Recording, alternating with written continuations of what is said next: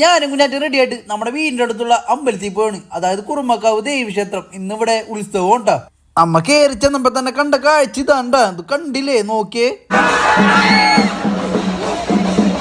തെയ്യത്തിന്റെ ദിവ്യരൂപം കണ്ടപ്പോ തന്നെ നമ്മുടെ കുഞ്ഞാരുടെ കിളിയോ കേട്ടാ.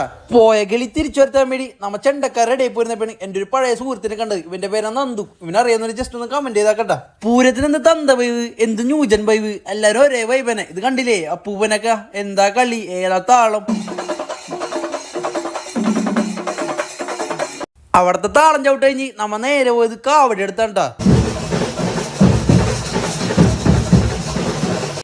ഇതിന്റെ ഇടയിൽ കുഞ്ഞാറ്റ അനന്തുന്റെ കൂട്ടുകാരൻ, അതായത് എന്റെ കൂട്ടുകാരനെ കണ്ടെന്ന് പറഞ്ഞ് കാണിച്ചെന്നിട്ടാ. നോക്കിയപ്പോഴാ കിരീടം വെച്ച ഒരാള്. ആര്? നമ്മുടെ കുര്യനട്ടാ.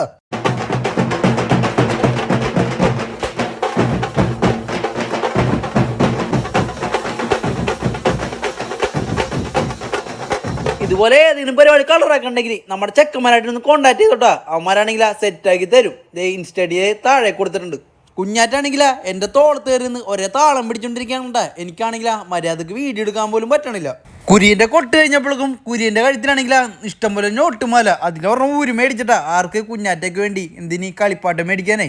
തലയിൽ കിരീടം ഉള്ളത് കൊണ്ട് തന്നെ മാലൂരം കുറച്ചു നേരം കഷ്ടപ്പെട്ടാ. കിരീടം ഊരിട്ടാണെങ്കിലും നമ്മുടെ ചക്ക മാലൂരി തന്നിട്ടാ കുഞ്ഞാറ്റയ്ക്ക് വേണ്ടി. കുഞ്ഞാറ്റാണെങ്കിലാ മാല കഴുത്തിലിട്ട് നേരെ പോയത് കളിപ്പാട്ട കടയില്. കുഞ്ഞാറ്റക്ക് അറിയില്ലല്ലോ ഇത് ഫുള്ളും പ്ലാസ്റ്റിക് നോട്ടാണെന്ന്. അവിടെ നിന്ന് ഒരു കളിപ്പാട്ടം വാങ്ങി റോഡ് ഫുള്ളും ഊതിയെടുക്കേണ്ട കുഞ്ഞാറ്റ. റോട്ടിൽ കൂടി പി വിളിച്ചുകൊണ്ടിരുന്നപ്പോ തന്നെ നമ്മുടെ ഇച്ചാപ്പിനെ ഷൈജനെ കണ്ടാ. ഇച്ചാപ്പാണെങ്കിൽ കളിപ്പാട്ടൊന്നും വേണ്ട, അവനാണെങ്കിൽ ഐസ്ക്രീം കുത്തിക്കേറ്റുകൊണ്ടിരിക്കേണ്ട. പിള്ളേരെ രണ്ടൊരു വീട്ടിലാക്കി. പിന്നെ നമ്മൾ ഗ്യാങ്ങിന്റെ ഒപ്പം ഇറങ്ങിട്ടാ. ഇവന്റെ ഒരു സുബിൻ സുബ്രെന്ന് വിളിക്കോട്ടാ. ഇഹുമാരെ പിന്നെ പരിചയപ്പെടുത്തേണ്ട ആവശ്യമില്ലല്ല. ഇവനറിയില്ല. ഇവന്റെ പേരാണ് എബി ബാബു. ചെക്കന്മാര് വന്നപ്പോ തന്നെ ചെക്കന്മാർക്ക് കുറച്ച് ഫുഡും മേടിച്ചു കൊടുത്ത് പൂരം കാണാൻ നിന്നിട്ടാ.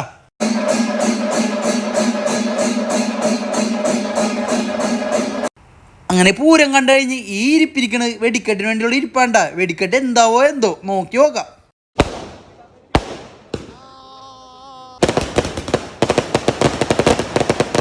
വെടിക്കെട്ട് കുറച്ച് ഷോ വരുന്നെങ്കിലും ബാക്കിയുള്ള പരിപാടിയൊക്കെ വെറുതെ കളറായിരുന്നട്ടാ. അപ്പൊ ഇന്നത്തെ വീഡിയോ ഇത്രയുള്ളൂ. Okay, by.